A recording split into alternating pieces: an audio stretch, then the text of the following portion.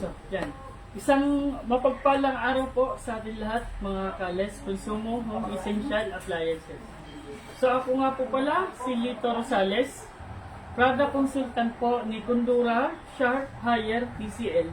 Ano po, dito po sa may Les Consumo Home Essential. So, ang store po namin ay located at Gualberto Street, Poblacion D, Rosario, Batangas. Tapat lang po kami ng I Love Rosario. Yan, ito na po yung aking bagong pinapasokan trabaho. Ano po? So, product demo lang po tayo ng ating mga refrigerator. Ano po?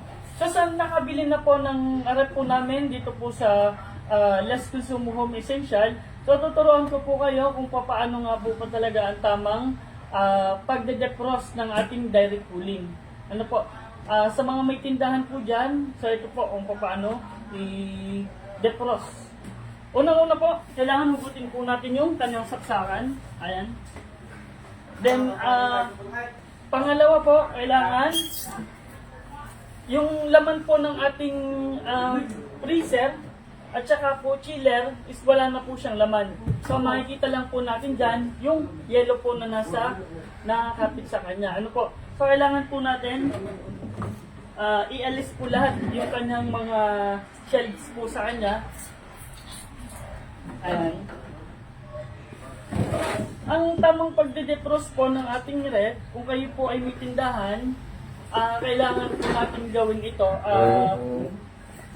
thrice a month, twice a month, ano po kung matindi na po yung pagkakayelo. Kasi kung hindi natin po gagawin yan, doon po lalaki po yung konsumo ng kuryente natin. Halimbawa po, sa pagdating po sa freezer natin, sobrang kapal na po ng yelo, tapos 1 month na po natin hindi siya dinedefrost, so yung kain po ng kuryente niya is malaki. So kailangan po natin siyang i-defrost. Ano po? So kailangan tanggalin po natin yung mga shelf po na sa kanya, para po yung ayan. Then, diretso linis na po ng ating mga organizer po dun sa kanyang mga nakalagay. Ayan. Isa-isahin po natin, tanggalin, linisin. Pati po ito, linisin po natin ng yung foam na malambot. Ano po? Huwag po natin gagamitan ng mga Scotch Brite sa paglilinis. Ayan.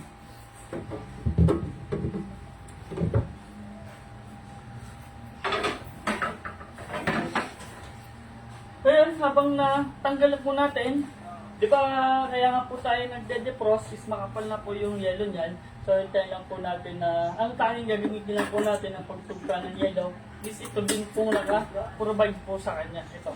So wag po natin gagamitan ng anumang uri ng metal. Ano po? Baka po sakaling mabutas po yung body niya. So maapektuhan yung kanyang condenser po.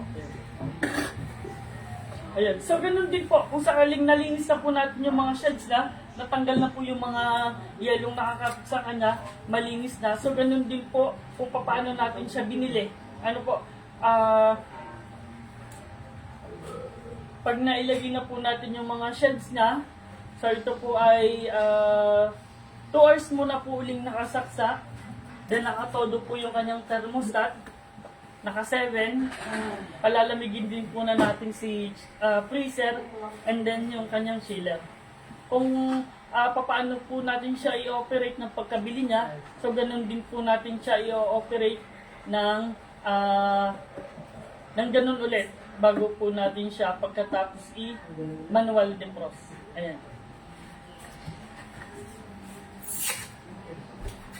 So yun na lamang muna po ang aking product demo. So, pasyal-pasyal na lang kayo po sa aming tindahan. Kung kayo po ay may mga katanungan at nais pong mag-canvas dito po sa store po namin. Ano po? So, hindi lamang po direct cooling yung available po sa amin. Sa available din po yung mga no-frost inverter na kung saan pwede po yung sa mga pambahay po. Ano po?